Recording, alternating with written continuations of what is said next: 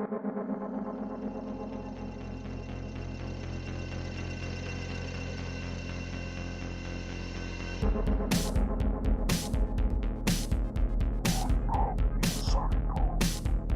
is Bill Ryon from Project Camelot and Project Avalon, and the date is the 16th of February 2010, and this is a bit of an unusual video presentation here because I'm taking the step of making a video as an interpretation and as a commentary on an audio interview which we did with an important witness who came and reported his story to Project Camelot a little while ago, about a couple of weeks ago. And as with many of our witnesses, this person wanted to remain anonymous, but he has agreed that we transcribe the audio, and so we've got this as a transcript. And this is going to be released at the same time as the video because it's important to be able to read the transcript at the same time as you're considering what I'm saying about it here. And as we come into this story, you're going to understand exactly why it's important to get all the information, to hold it all into a very fine balance. Now, this is a British person, and he worked in the British military for a number of years. And after he retired from the military, he worked in the City of London, in a fairly senior position, in a respected position in the City of London. And for those people watching this video who don't know about the City of London, the City of London is it's like an enclave. It's like a financial enclave in the heart of London itself. Some people consider it almost a little bit like the Vatican. It's very old, it's very ancient. It's the heart of the financial system, not only of Britain, but possibly the world. Many researchers consider that it's very likely that the City of London calls the shots on the financial systems in America. They've got control over the Federal Reserve, the Bank for International Settlements, a whole bunch of things that happen. This is like the nerve center of the financial world. And it's very Masonic, it's very ancient, it's very traditional. And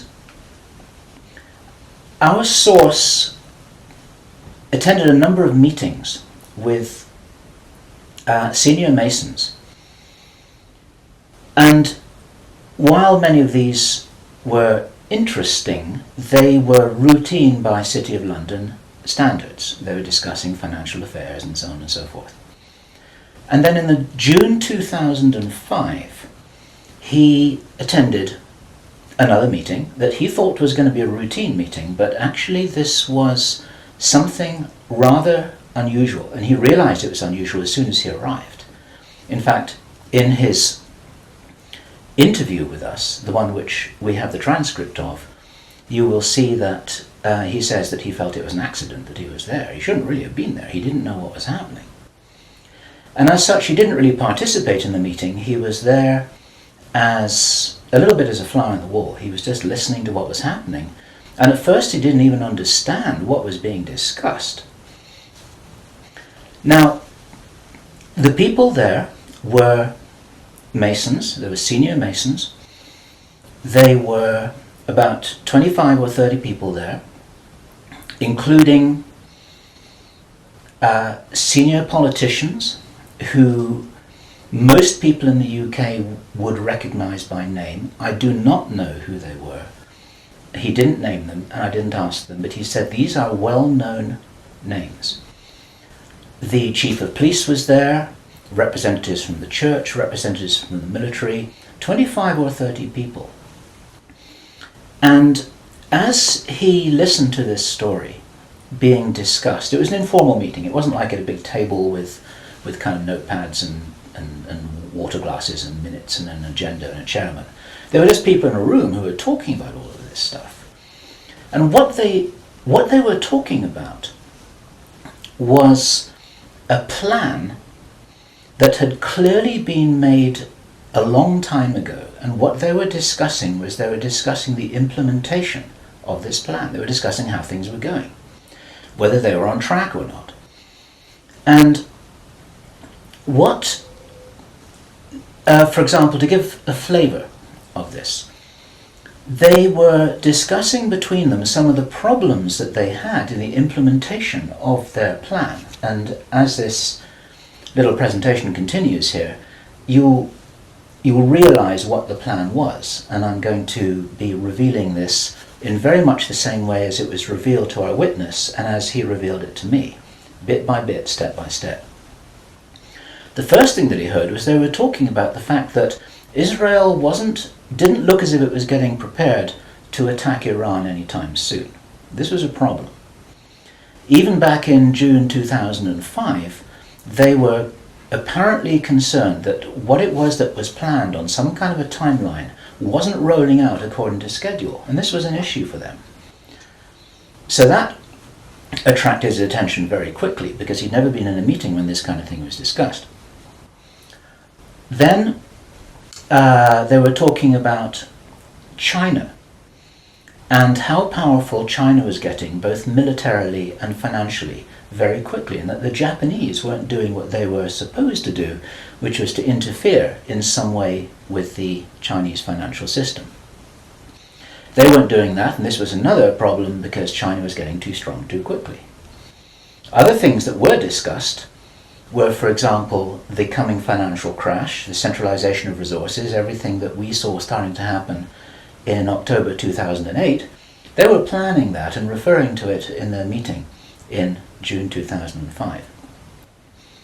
So there was clearly a rollout of some plan here, and he was quite shocked the more that he heard, and when he really realized what was happening, he was extremely shocked. And one of the reasons why I'm giving this video presentation now is to soften the blow and interpret this a little tiny bit, because it is shocking information. And what I also want to do is I want to try and differentiate out between what it was that he reported, because he'd heard it with his own ears, and what it is that is his speculation and my speculation about how all this fits together. It's very important information. We need to know this stuff. Even though it doesn't look like it's going to be on track, I don't think this will happen. I think that there are a bunch of crazy people there who are extremely determined to do something, and they were in a hurry, and this is important to understand, they were in a rush to try and roll out this sequence of events. Now, what he described is what the sequence of events was. It starts with Israel attacking Iran. Now, this hasn't happened yet. There have been a number of indications that there are forces which are trying to push this into happening. You've only got to follow the news for the last 2 years to realize that the public is being prepared for a justification for this kind of thing. Iran is being set up as being the bad guys that deserve something to happen to them, and so on and so forth. Now, that's going to be the start of what is like the opening gambit in a big chess game. And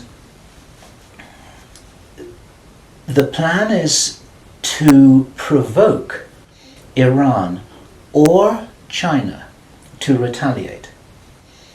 And our guy, our source, who is a military man, is privately as convinced as he can be, although this has never been made public and this is not publicly known, that Iran does have nuclear weapons. He believes that they have been provided by China behind the scenes.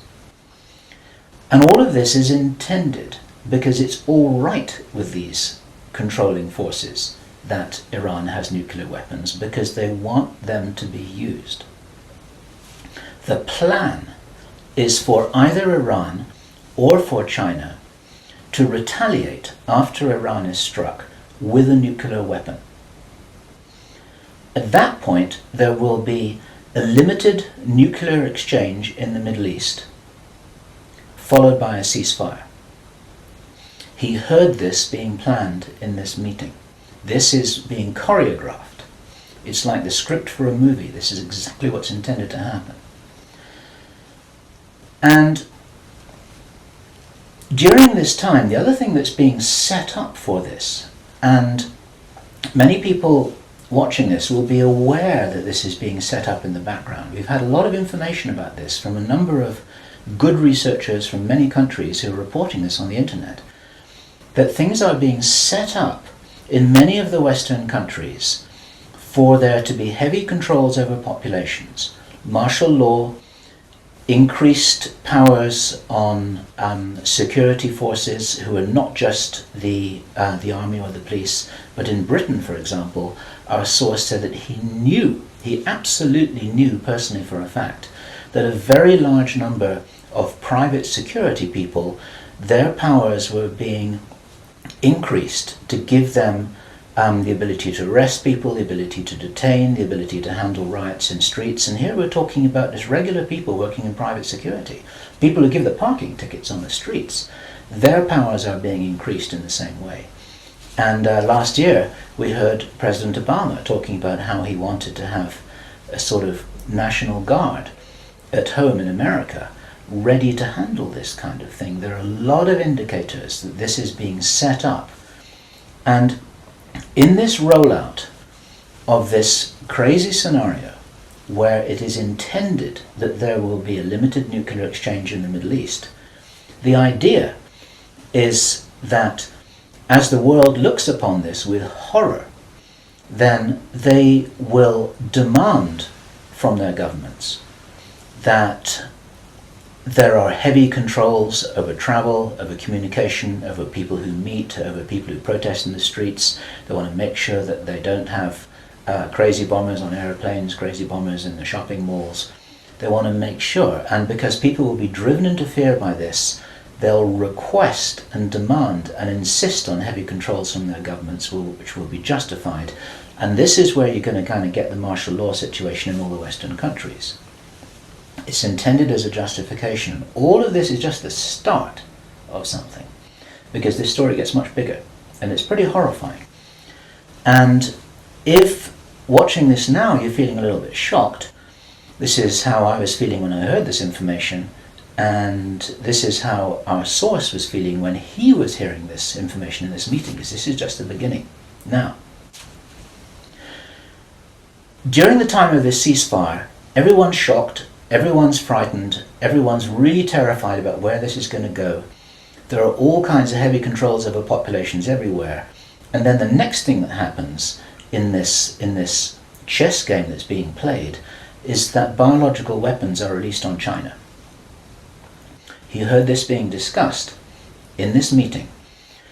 They will release a flu-like virus that will be genetically targeted against the Chinese population.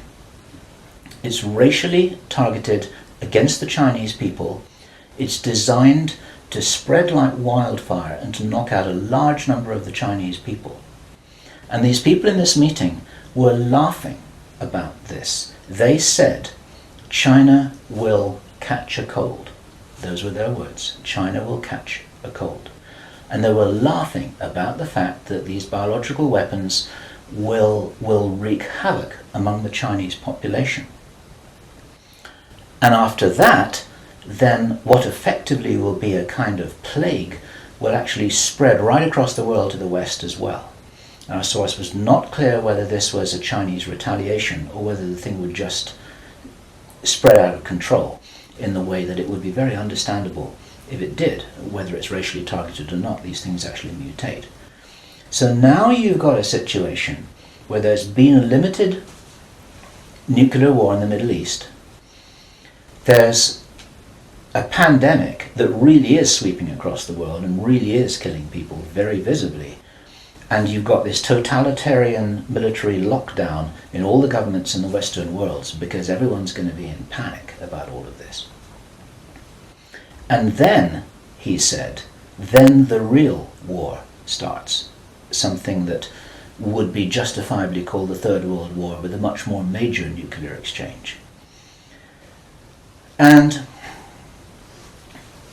at this point, I asked him, is this just about population reduction? What is this about? Why are they doing this? Why this insane Dr. Strangelove plan for just unleashing all of this stuff on the world? Why do it. Now, as our conversation went on, I started to find answers to those questions. Now, some of this is speculation. I want to share this speculation with you because it's important enough that we work together here to figure out what's going on. And there are some clues, there's some very important clues that I'm going to present to you here in this video. He said absolutely it's about population reduction. So I said, well, in this meeting, did they mention any figures? And he said, yes, they did, 50%. Half the world's population. This is planned as per the Georgia Guidestones. For those of you who don't know what the Georgia Guidestones are, it's a stone monument in Georgia in America that was erected anonymously a number of years ago. It's in 8 languages and it's like an Illuminati manifesto for a new world, as it were. And just hold that thought about this being a manifesto for a new world. This is an important concept here in what I'm presenting. One of the key parts of this manifesto for this new world is that there should be a population of 500 million people. Now, 500 million people is an enormous reduction from the nearly 7 billion that we've got at the moment. That's pretty much 95% of people who would no longer be on this planet.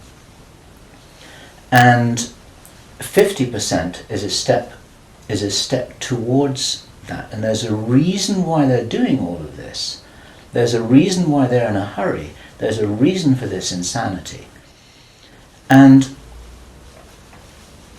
when he was explaining this, then he said that they have a name for this plan. This project has got a name. And I said, well, what is this name? He said it is called the Anglo-Saxon Mission. The Anglo-Saxon Mission. Now, I'd heard that before. It was something historical, I think, to do with the Crusades quite a long time ago.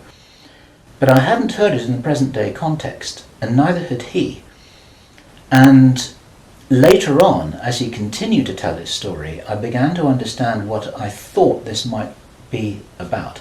Hence the title of this video, and the reason why I want to share this information with you, because we need to work together to figure out what's going on here. It's extremely important to understand.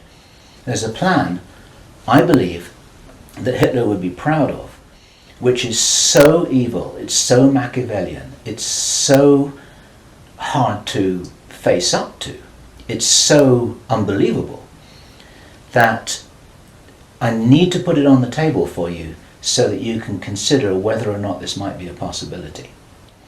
The plans that I've been describing are definitely a possibility because he heard them with his own ears in this meeting. Everything I've described up until now, up to and including a major outbreak of hostilities after the limited war. So the sequence is as follows. The planned sequence is as follows. Israel attacks Iran, then there's a ceasefire, then during which time there is heavy governmental military controls over populations in all Western countries. Then China is attacked by a biological weapon. It's a flu-like disease that spreads like wildfire. This goes all over the world, and then they have a major Third World War. And then, by this time, 50% of the population will be destroyed. And not only because of the war or the plague, but because, as many of you watching this will understand, the infrastructure goes down in situations like this. There's no food in the supermarkets, there's no gas in the pumps, the telecommunication goes down, there may not even be water coming out of the taps. People are kind of thrown back into a Victorian era without the facilities to handle this, because most people don't have their vegetable gardens, they don't have their horse and cart, they're not able to survive in the way that we used to be able to. We're very, very vulnerable in our technological advancement. We're extremely vulnerable, and of course the controllers know this. At this stage, our source was speculating about why are they in a hurry? Why do they want to do this? And there's a sort of heavy irony here, which is like, I was saying, well, if you're going to plan the Third World War, then why not take your time over it and get it right and do a really good job? You can, this could be in 20 years' time or 30 years' time, it doesn't really matter. Why is there in such a rush? And our source said that he felt, from inside information he's continued to receive, that this is still timed for something around 18 months from now. And that puts it around about the middle of 2011. He doesn't know this for sure because these events aren't calendar driven. They're actually event sequence driven. In other words, this has got to happen before that happens, and then after that the next thing can happen, then after that the next thing can happen. So a whole lot of things have got to be in place before all the dominoes fall over, so to speak. And they seem to be behind schedule in some of this. There are some planned events that definitely haven't happened. One of the things which I remembered when I was hearing this story was that our source, Henry Deacon, and many of you who've watched Project Camelot videos and read their reports for the last 3 years will know that when we met Henry Deacon in 2006, he said that in his own inside information was that there would be a war against China in 2008. Now that didn't happen. And all this time, at that time it didn't make any sense, and even now it didn't make any sense. It's like, well, all right, but why do this? Why do this? Why do this? Now, this was his answer. And our source is a pretty smart guy. He's been in the military. It's a totally different story that he didn't debrief in our audio transcript, which you have the opportunity to read, but he's had his own ET experiences in the military. He's got his own sources of information about some of the background for this. He says that he's as sure as he can be that the people who are calling the shots in the world, you can call them the Illuminati, the controllers, the cabal, whatever name you have for them, they believe that there is going to be what he called a geophysical event, a major geophysical event. He says that the best information that he's got is that the insiders believe that this is going to happen, or they are concerned that this is going to happen. And many of you watching this will know that this isn't a completely crazy idea. There have been trillions of dollars that have been spent on deep underground bases for some reason which we don't know why it is. You'll know about the seed bank in Svalbard. This is in the public domain, where all the seeds of all the plants and all the crops in the world have been buried deep inside a granite vault in northern Norway. There are many precautions being taken as if something might happen that could really threaten some of these valuable resources, including the seed banks of the world.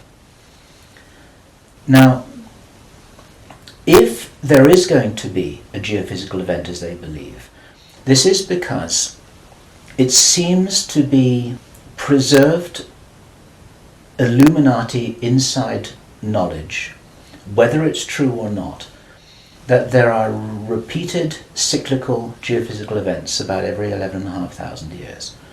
Information about what really happened to Atlantis was very probably in the Great Library of Alexandria that burnt down a couple of thousand years ago. There are persistent rumours that much of that information has been retrieved and it's in the Vatican Library. This is information which is not in the public domain and which the insiders may have access to. Whether it's accurate or not, the important thing is to realise that they probably believe that this will happen and they're making their precautions.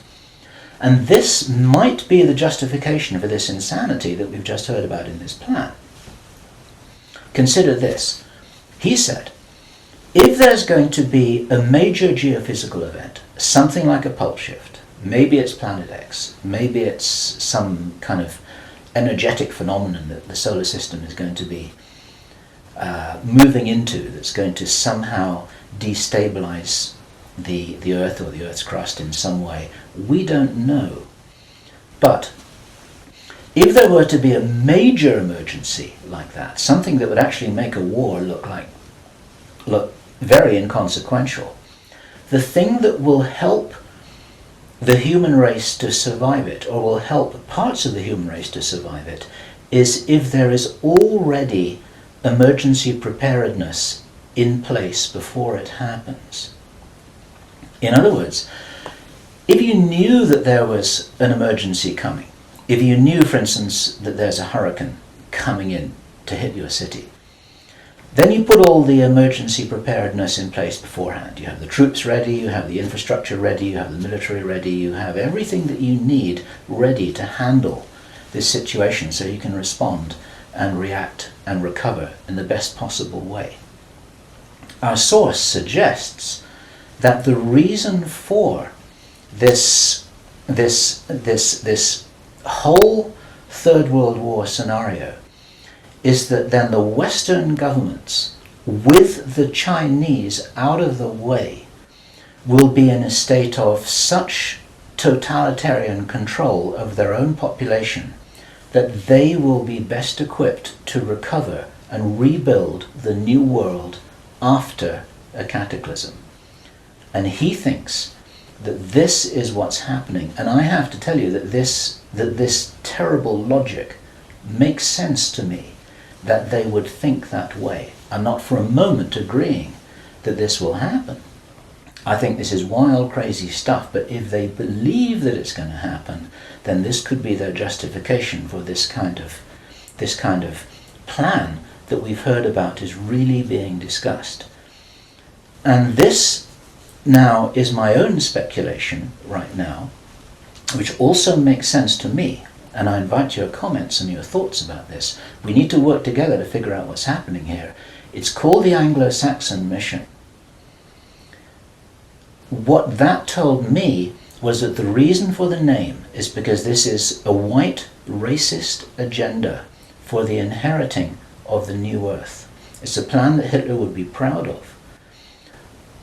If they think that a new earth needs to be rebuilt, a new world, think of that little phrase there. If a new world needs to be rebuilt after a cataclysm, they want the Anglo-Saxons to be doing it. They don't want the Chinese to be doing it. They get the Chinese out of the way first, and then the Anglo-Saxons will inherit this new world with the other nations, the Asian nations, the African nations, the South American nations. Presumably, it is assumed that they won't have the resources to be able to handle the situation in any kind of a way that gives them the strength to recover after whatever it is that they think is going to occur. So there are several other parts of this which also fit, and one of the reasons why this is an important presentation to make personally is my own personal thoughts, because up until now I've been following a lot of the well-founded research on these sorts of agendas. We've had our own sources of information over the last 3 years. But I've always had questions in my mind, like, why would they do this? You know, war against China, why? Third World War, why? And suddenly, a lot of these things start to make a little bit more sense.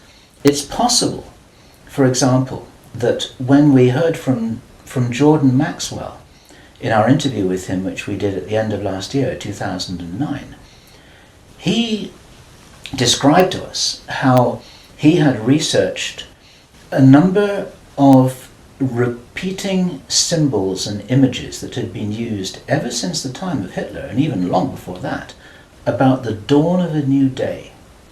There's something very important in Masonic and Illuminati thinking about the dawn of a new day. And here we have possibly the reason for their belief that if you think about the possibility of a cataclysm, if they think this is really going to happen, the 2012 movie that many of you will have seen, after all of the flood and all of the earthquakes and tsunamis, then you've got these big ships sailing across a calm sea with the sun streaming through the clouds, and you've got the dawn of a new day, and the implication in that movie is that now those people will be able to rebuild the new earth because those are the survivors. It's the modern day Noah's Ark. It's possible that the dawn of the new day, that it refers to that. And it even occurred to me, and I'd be interested for other researchers to offer their views on this, that the very term the New World Order that we first started to hear about 20 years ago, actually longer ago than that, but the New World might be the post-cataclysmic world. The New World, it might be the order for the New World after the cataclysm. They may be planning who will inherit the New World. It may be nothing less than this. Maybe this is what the New World Order is all about. It really is the order, the plan for the new world that they think is coming. They think this is going to happen. Now, I say again, it's very, very important to differentiate out all of this information here. I don't believe this is going to happen at all, but they might be doing something crazy to try and safeguard what they believe is their own interests. This is what we need to be aware of here.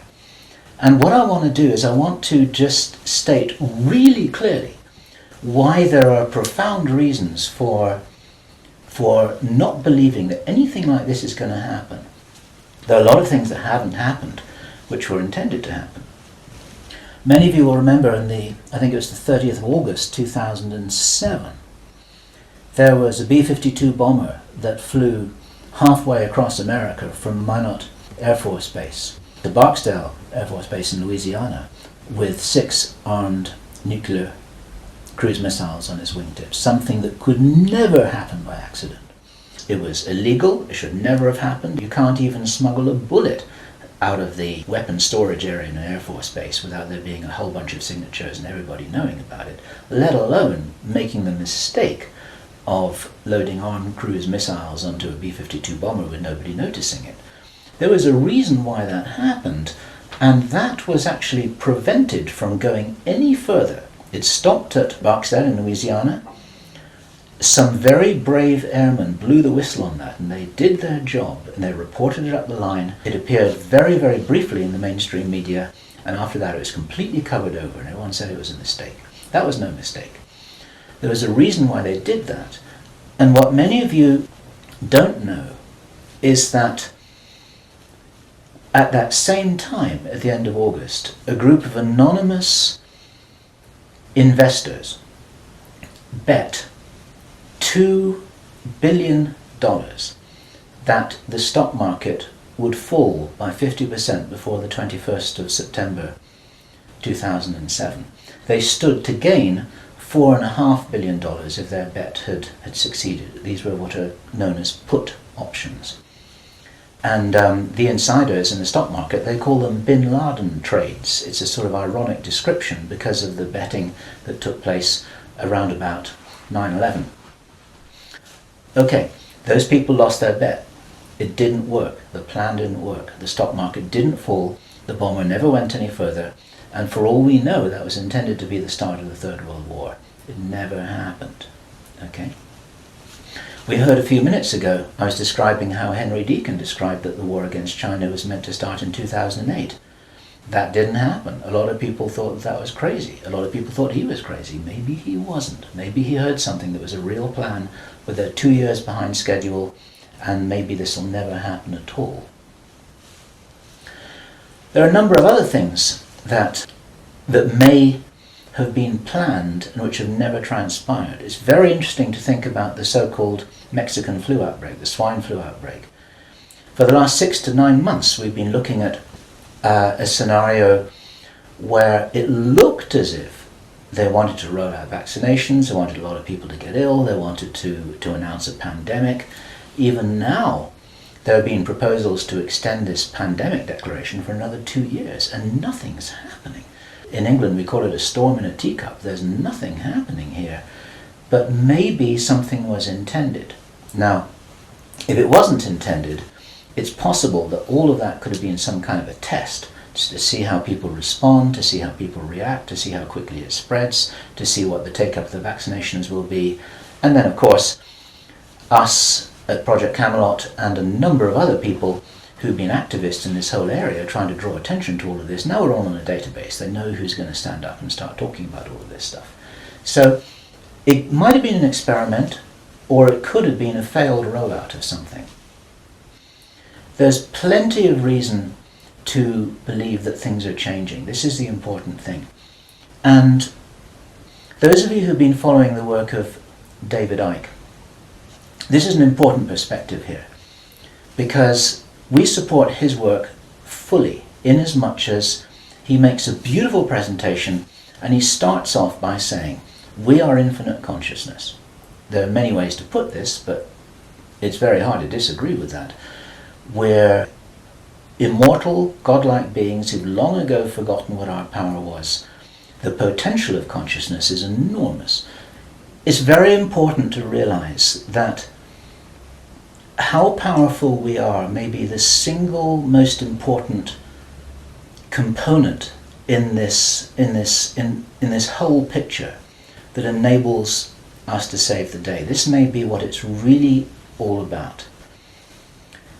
Admiral George Hoover, who died in 1998, he was in the Office of Naval Intelligence in the US Navy. He talked to researcher Bill Burns, the editor of UFO magazine, and Bill Burns described this conversation with George Hoover to George Norrie from Coast to Coast AM. And what Admiral George Hoover told Bill Burns was the biggest secret according to what the American Navy had found out. Very, very interesting story.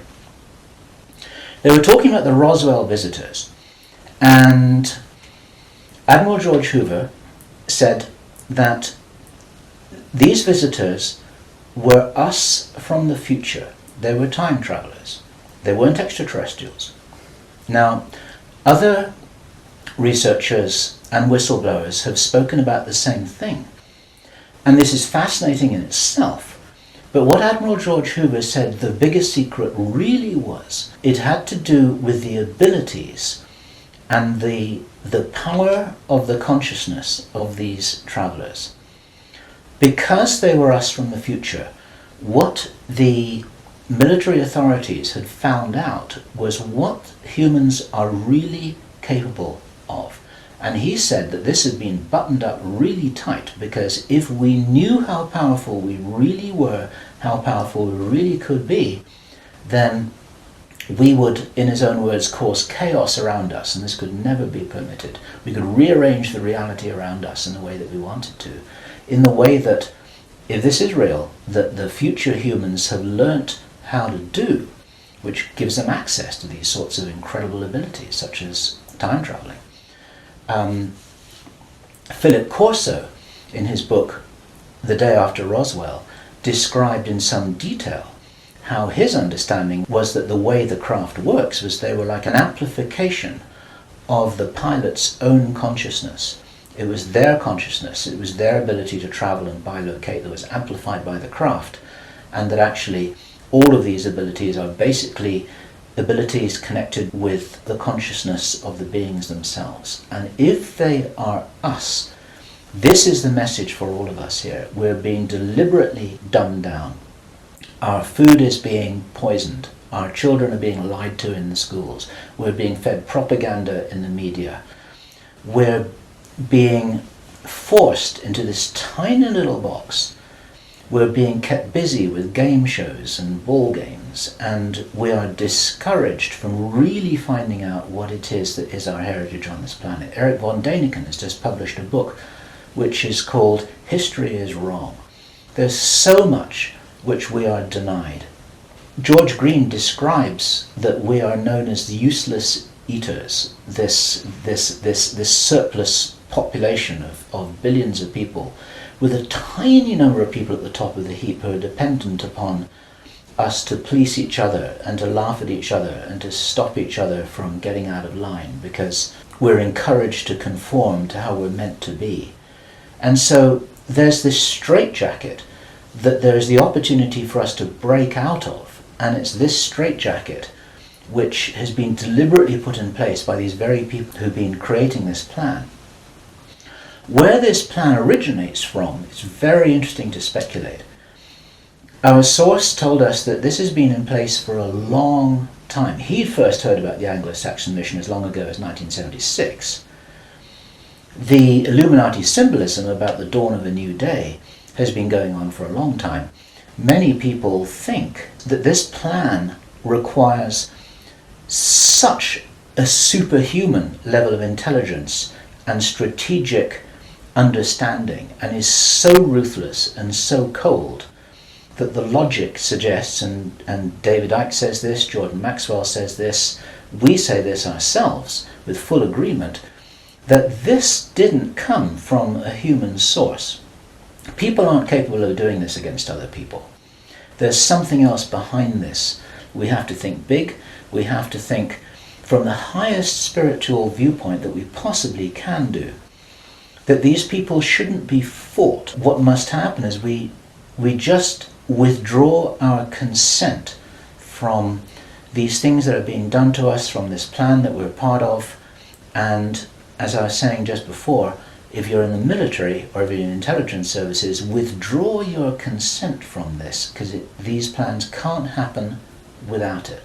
There's something about the Illuminati and the way that they're operating that is very limited. They're using force, they're in a box, they're trying to counter what everybody I know is recognizing and referring to as a huge expansion of consciousness all over the world, an expansion of awareness. We get emails every day from people, often very young people, who are saying, I can really see what's happening in the world. Tell me what to do about this, but I'm ready. I'm ready to do something. I'm ready to do whatever it was that I came here for. I don't know what that is yet, but I know that we've got big problems.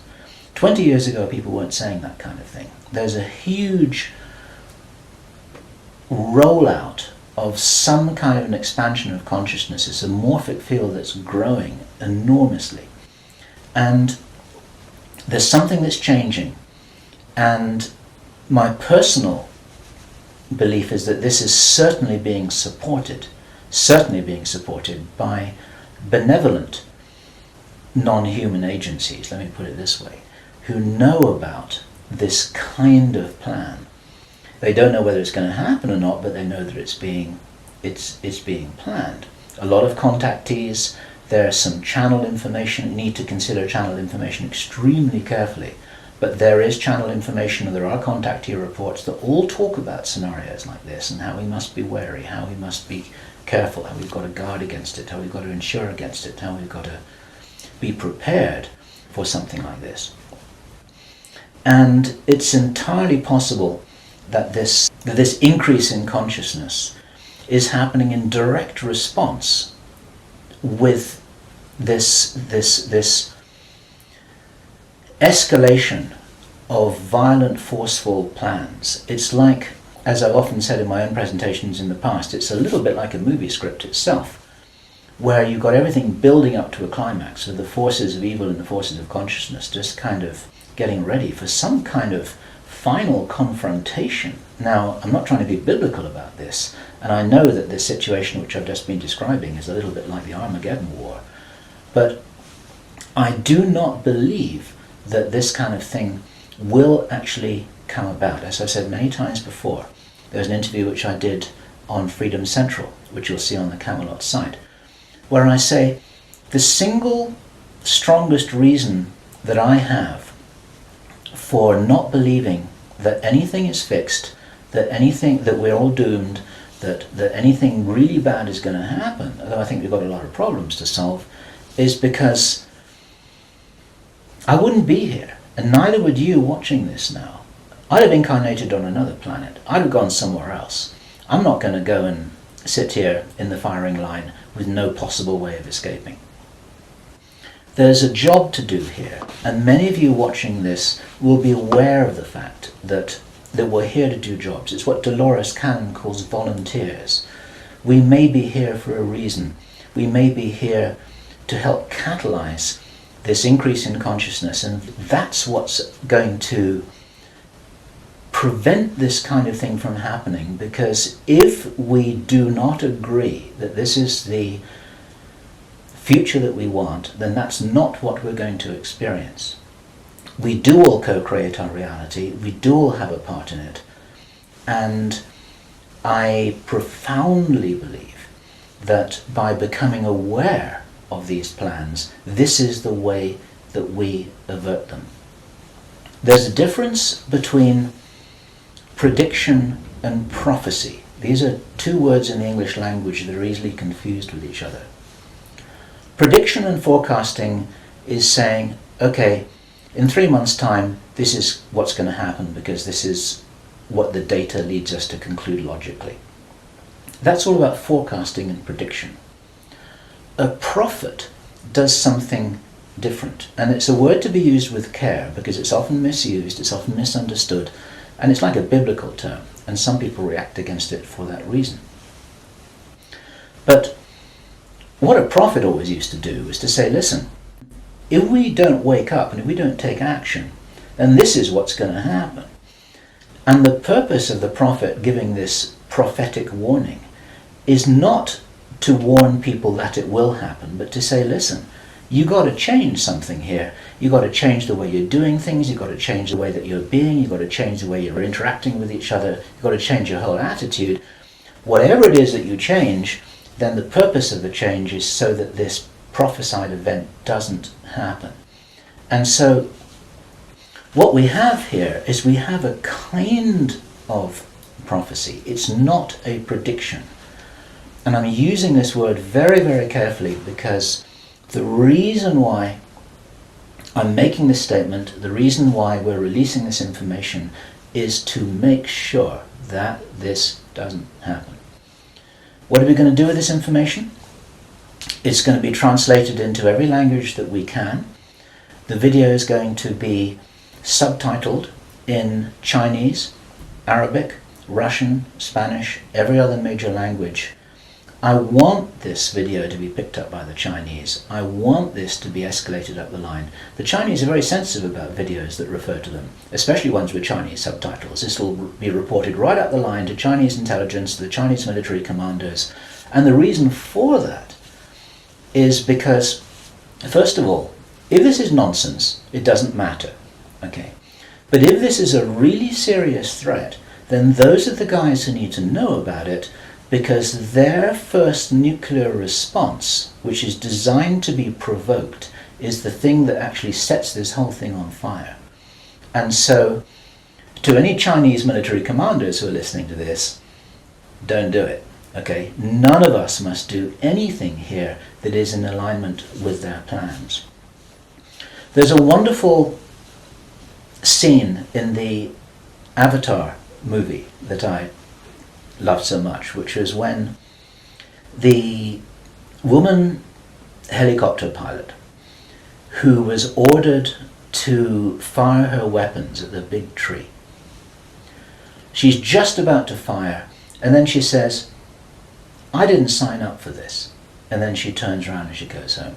She's not going to be part of this. There are many people in the military who never signed up for anything like this. There are many people in the intelligence services. They never signed up for anything like this.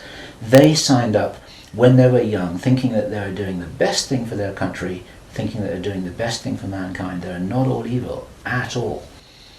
And so as a direct message to those of you in the military and the intelligence services who may be watching this or may have had this brought to their attention, you don't have to do this stuff just because you're told. You need to support what's best for the human race. You don't need to follow orders if it's going to lead to a huge destruction here, which is in no one's interests apart from the controllers who have an agenda of their own, and that agenda doesn't feature you and me, that's for sure. Okay, so that's the end of my presentation. I want you to consider this information. I'm not urging you to believe it. I want you to research it. I want you to check it out. I want you to read the transcript carefully, and I want you to see whether this correlates with anything else that you know and understand that's come to your attention. We're all working together here. We're not trying to force you to believe anything at all. We need to be careful about this information, but at the same time, if there's any chance that this is true, if there's any chance that this is for real, then we have to know about it, okay? And if you are not sure what it is that you should be doing, then I say the same thing that I always say, which is do whatever it is that you came here to do. Because most of you watching this video are here for a reason. I do understand that you may not know what the reason is yet, but you're probably here for a reason. You're probably watching this video for a reason. Do whatever it is that you came here to do. This is Bill Ryon, Project Avalon, Project Camelot. It's the 16th of February 2010. Thank you.